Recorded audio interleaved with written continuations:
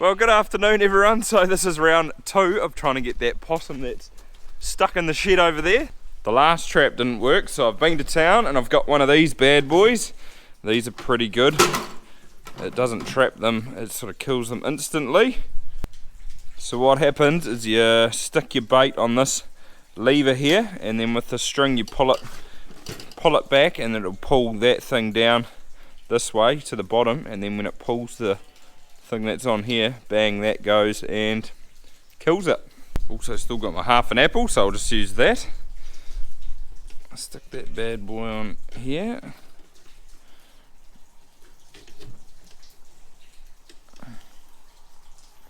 Something like that.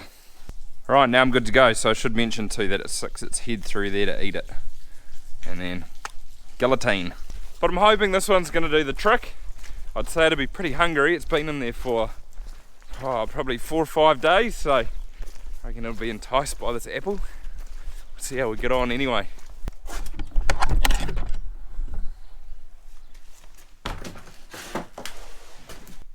I reckon I'll just leave it there again. So that's the other trap that I tried to use, and that didn't work, but I have a good feeling about that one. I also heard another possum up in the trees up there last night when I was in bed, so once I've used that one, or hopefully caught the one in there, I can go and set it up at home too. This weather's very average today too. At best it was raining this morning, and now it's ever so slightly drizzling. There's definitely no sun around, but we sort of need it to be fine because we are supposed to be spraying at our maize tomorrow, and this weather wasn't supposed to be quite so bad today. We were supposed to get a little bit of rain, but tomorrow's looking fine, and apart from that, tomorrow's Sunday, apart from then, Monday, Tuesday looks a bit wet, so if we don't get in tomorrow, then we sort of will have to go later into next week, and we sort of need to get it done now. So hopefully everything will be alright and it'll be dry enough tomorrow to go for it. Well, today's not too bad. The rain sort of eased up and the winds died right back down, so we're going to give it a go. Well, we have to give it a go really. It's the only chance we're probably going to get this week. The rest of the, well, it's Sunday today, and the rest of the week looks real wet, so we're just going to go for it. The spray unit's just turned up. Good timing. Almost finished milking, so we're going to start in here. So it's a bit of a weird looking sprayer, and that because it is a strip sprayer. So these big yellow things are just plastic covers, and there's a spray unit in there, so it's only going to spray an area the width of that cover there, so it's not doing in between cover to cover.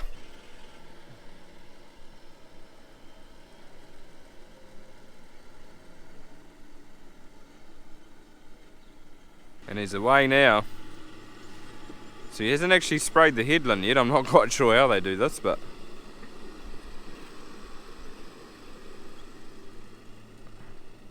he's doing his lands first. Maybe he does the headland at the end.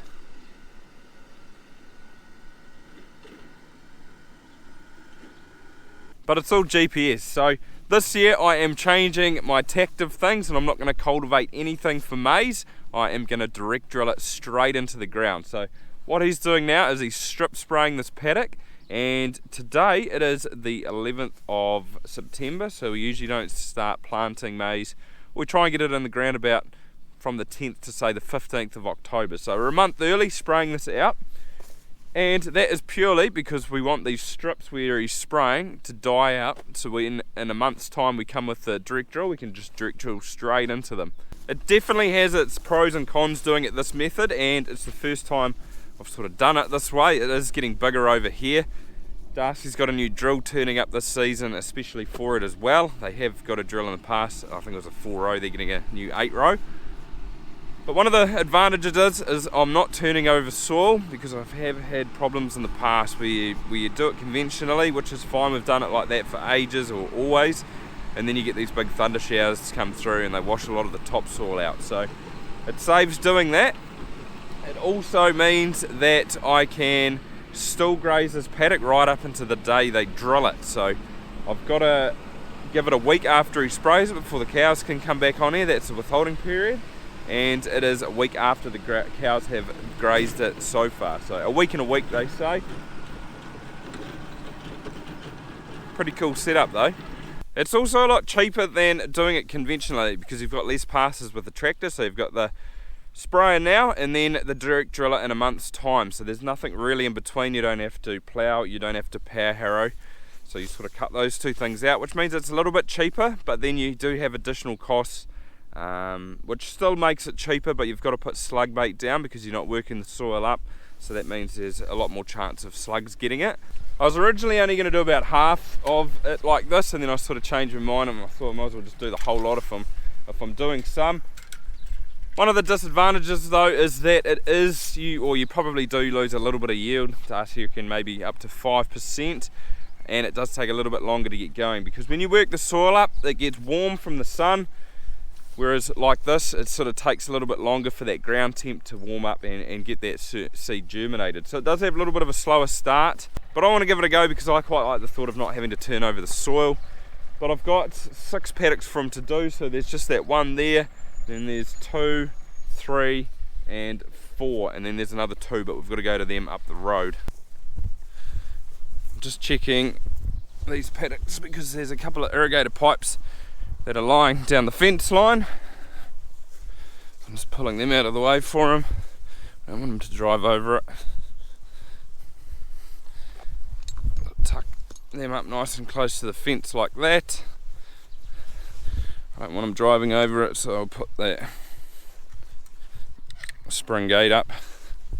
I guess the easiest thing to do probably would have been just to drag it out of the paddock, but once the cows graze these next, we want to try and get effluent back on these paddocks because maize loves effluent.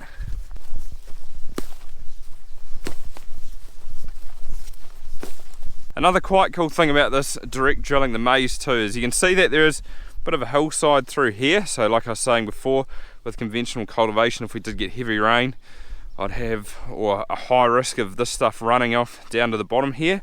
So it sort of stabilises the hillside. I don't lose any of the good soil off that down below because this is where you're lacking like fertility through here. So these 3 paddocks through here were in maize probably 10 years ago and then just lacking big time. Grass really struggles to grow in them. There's a lot of weeds. So what I'm doing is we're going to direct drill that maize in like I said, and then we'll go annual through the winter, and then we'll go back into maize again next spring as well. And then try and get a new grass in here after that, which should be performing a lot better than these paddocks have done in the last couple of years. I didn't quite get my jobs finished though before he turned up, so I'm just finished feeding the calves. Looks like he's on to his second paddock. We're going to have a look. I'm really keen to know if I got this possum last night. Oh, look! Bingo, got you, matey. Well, it's not a real big one.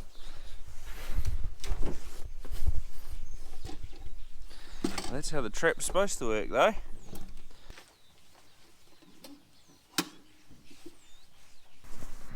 Not a very big fella at all, but skinny. Would have been hungry.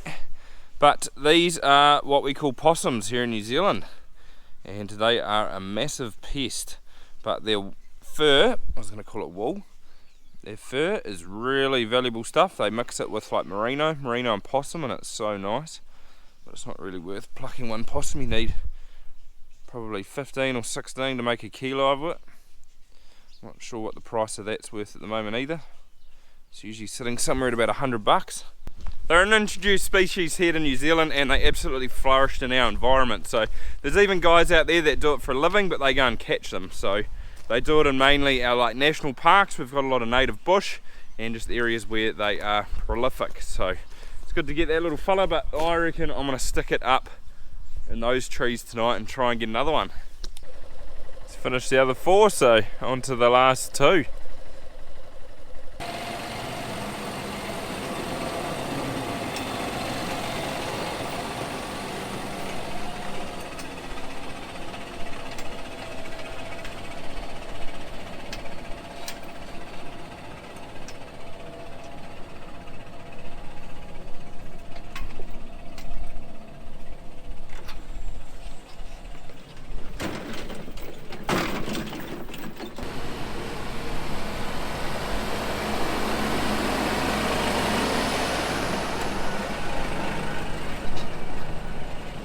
So I think I've thought of the reason why he does this outside round first without spraying anything, and that's because it'll give him the GPS coordinates for the headland, and then he just runs the land first, so then when he's turning he's not running over stuff that he's already sprayed, and then he just comes around at the end and sprays the headland. So I'm pretty sure that's the reason why he's doing this. And then when it comes to planting, I'm guessing that they'll use those same GPS coordinates that he's taken from today, and then we'll just plug it into the planter, so then it'll go in the same lines. Everything will sort of fit just perfectly. The cows only came out here probably 5 days ago, so there's not a heap of regrowth, but I think there's enough. We really needed to just get the spray on today. Well, we've got this nice window of opportunity, and look, it's actually quite nice. The sun's come out, there's blue sky, it's nice and warm. He's done his headland, now he'll have his land sorted. There won't be too many of them, but by the time you take sort of 24 rows off the side here, there won't be too much in the middle. So I didn't actually plan on this paddock going into maize either, but because we changed the herds up a little bit, how Dad's given me an extra row and he's milking one less, that means that we've got enough chicory area earmarked in 2 other paddocks, enough for his herd. So this one was sort of surplus, and we did grow chicory here last summer, then we put it into this annual which grows through the winter. It's just a little bit way we can get a bit more feed, and then it was supposed to go on chicory again this summer. But what we've done is, because it isn't an annual, if it was permanent we probably would have left it, but we need to get something in here because this stuff doesn't grow very well past about December, so it's easy enough to just put it in maize. It's quite a nice rectangular paddock. Another positive of doing it this way though is that we don't have to cultivate, so we don't have any risk of ripping up water pipes, and we probably would have ripped up quite a few in this paddock. There's a trough there and there's a trough up there. This paddock's never been worked up before, so I'd say we probably would have pulled up quite a few.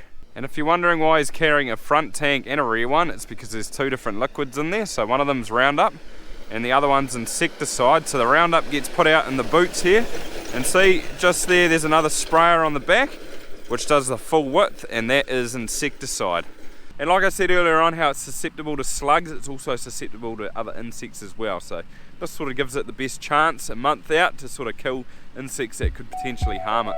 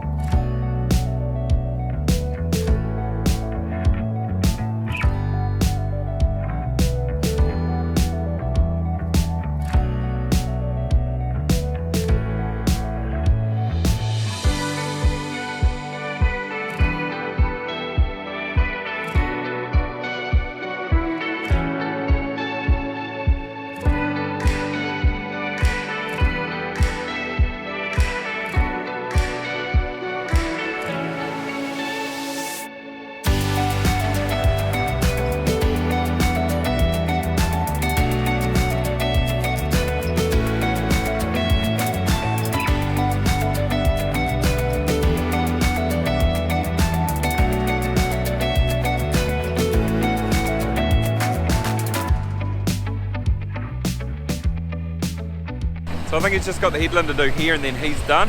So give this about a week and then I reckon you'd start to see a difference. But I have prepared a paddock earlier on. Well, I didn't actually do it, but this is Darcy's paddock over here. And they sprayed this out probably 10 days ago, maybe 2 weeks. So it's a pretty good example of what's going to happen to ours. But you can see the strips, there's a good one, which have been sprayed.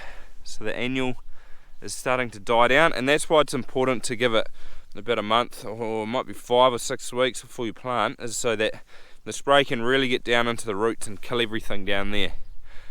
But there's actually 2 ways you can plant into here now.